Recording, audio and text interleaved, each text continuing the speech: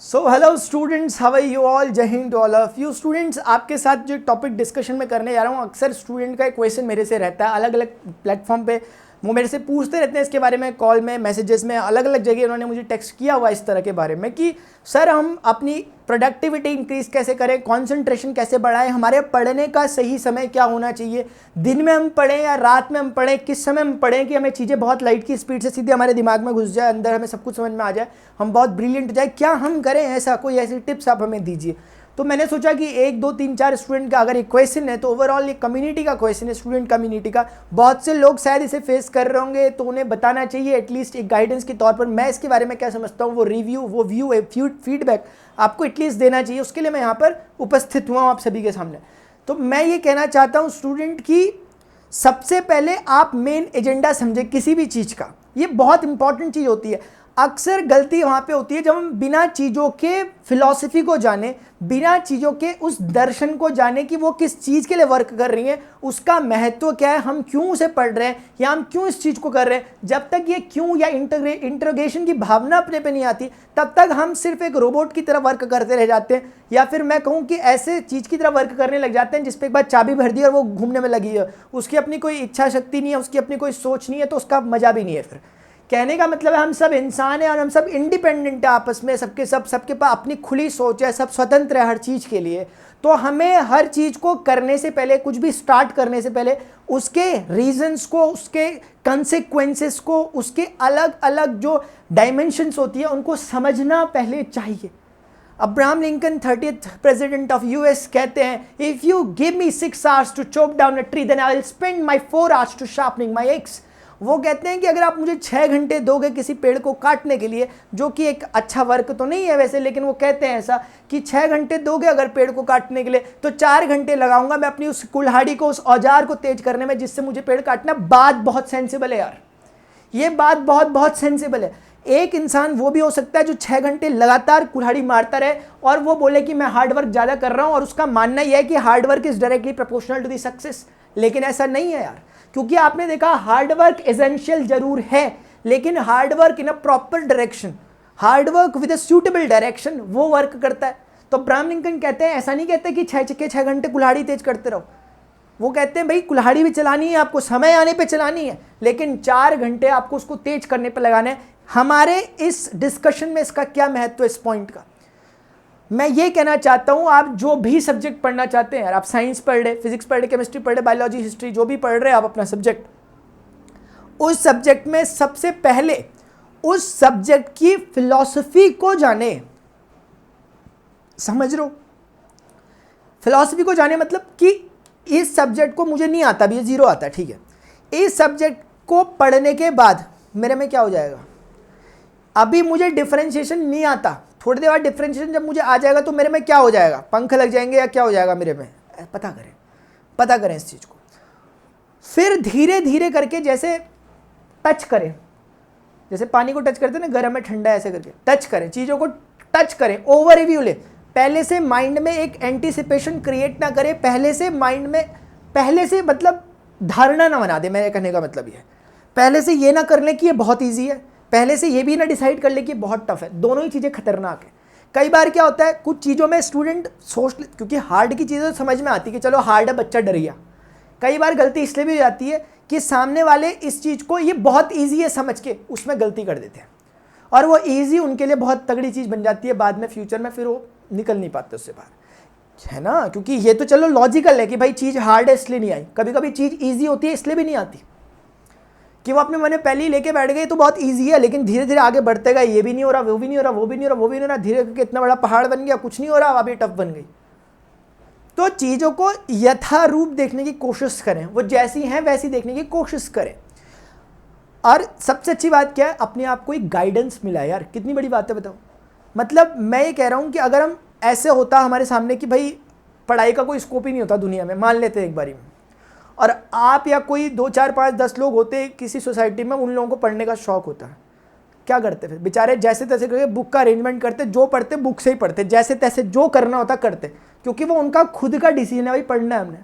अभी क्या है, अपने को इतनी सुविधा मिल रही है, इतनी सुविधा मिल रही है, कोई चीज़ ही नहीं ऐसी जो आप कहोगे मुझे आ ही नहीं सकती, क्योंकि हज़ारों लोग खड़े हैं आपको उसे चीज़ सिखाने के लिए। आपको ऐसे में समझ नहीं आती, आप उनके उससे समझिए, आप उनको समझ नहीं आती, उनसे समझिए, किसी का तो सोचने का तरीका आपसे मैच करता होगा, और करता है, पक्का करता है, मतलब लॉ ऑफ एवरेज करता है, चिंता मत करो।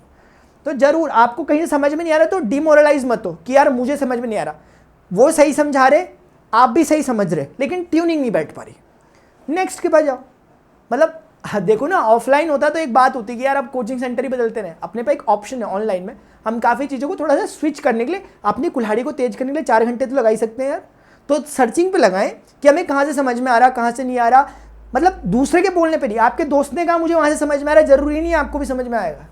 क्या पता आपके दोस्त ने भी दूसरे दोस्त से सुन के बोला हो, और उसने भी किसी और से सुन के बोला, असल में समझ में किसी को नहीं आ रहा, लाइन से खड़े होकर लग सबके सब, और वो बस सजेस्ट किए जा रहे एक के बाद एक कि मुझे, और आ किसी को नहीं रहा। तो इसीलिए अल्टीमेटली रुके ठहरे, वो रैट रेस का हिस्सा ना बने, अपने आप में एक सेल्फ डिसीजन ले, चीज़ों को सर्च करें, रिसर्च करें, पता करें कि क्या मुझे आ रहा, क्या नहीं आ रहा, और उस हिसाब से फिर उसमें आगे बढ़ने की कोशिश करें। अब पढ़ने का समय क्या हो, सुबह पढ़े, रात में पढ़े, दिन में पढ़े, किस समय पढ़े, जब मन कर रहा तब पढ़े, जिस समय आपको मन कर रहा है उस समय पढ़ना स्टार्ट कर दें। और एक जो क्लियरिटी देना चाहूँगा मैं आपको उसके बारे में, कि जब भी हम पढ़ते हैं ना, उसके लिए एक एक्साइटमेंट जब तक नहीं है, मैं सिर्फ पढ़ने की बात नहीं कर रहा, मैं किसी भी काम की बात कर रहा हूँ, अगर आपको अपने उस काम के प्रति एक्साइटमेंट नहीं है ना, तो नहीं कर सकते, आप कभी भी नहीं कर सकते।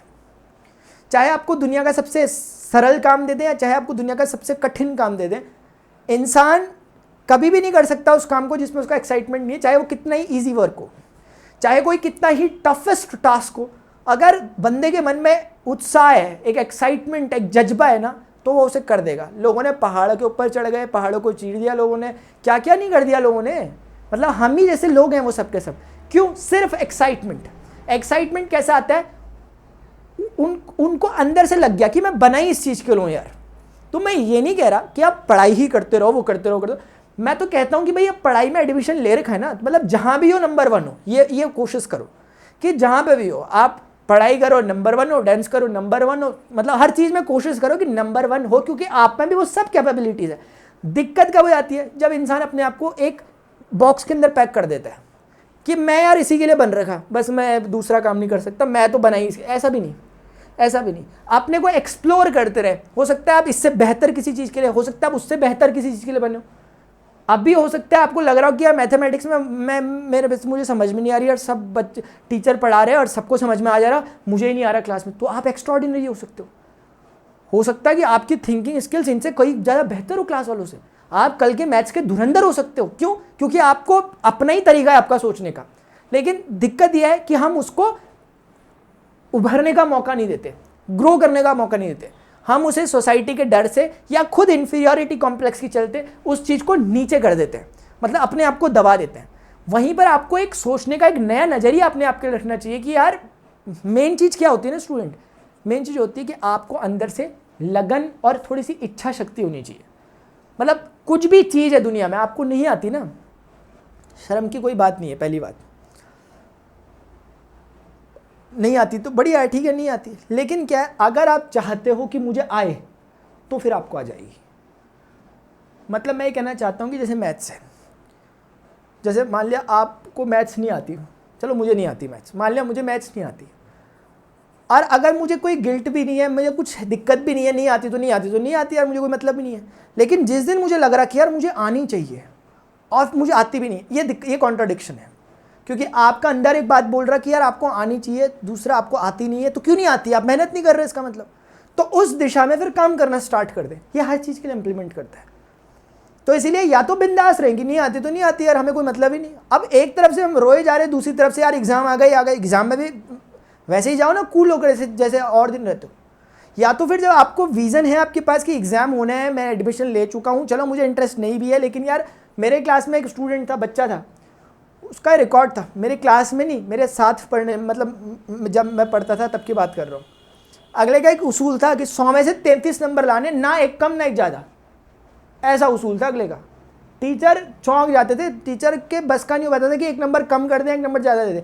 33 का 33 100 में से, वो बच्चा टॉपरों को पीछे कर देता था।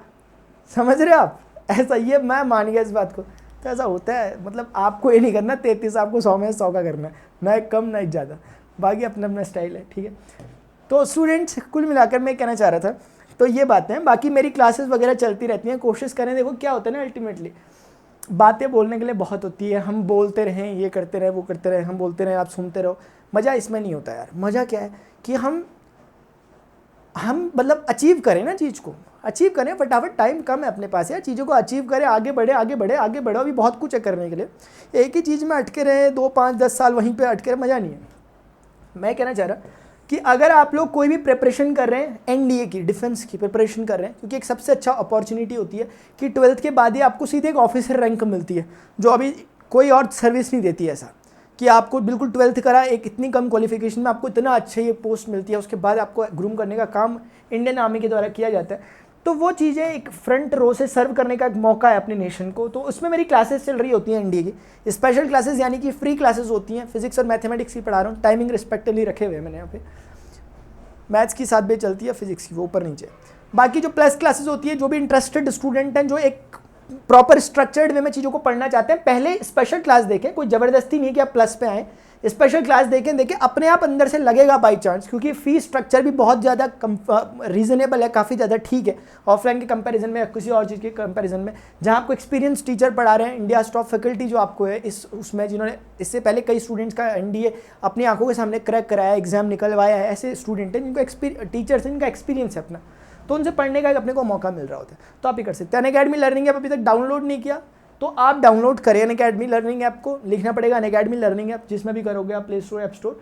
उसके बाद PRAN31 को आप as a invite code use कर सकते हो। अगर पहली बार यूज़ करो तो फ्री क्लासेस को एक्सेस करने के लिए, क्योंकि मुझे क्या है, लिटरली मैं जबकि हाँ बहुत बार बोलता हूँ, लेकिन फिर भी मुझे स्टूडेंट ने बोला है पर्सनली, मुझे अभी बात याद आ गई, इसलिए कल की बात ही बता रहा हूँ, कि मुझे स्टूडेंट ने बोला कि सर वो इन्वाइट कोड मांग रहे, तो वो खुल नहीं रहा। मतलब क्यों नहीं खुल रहा?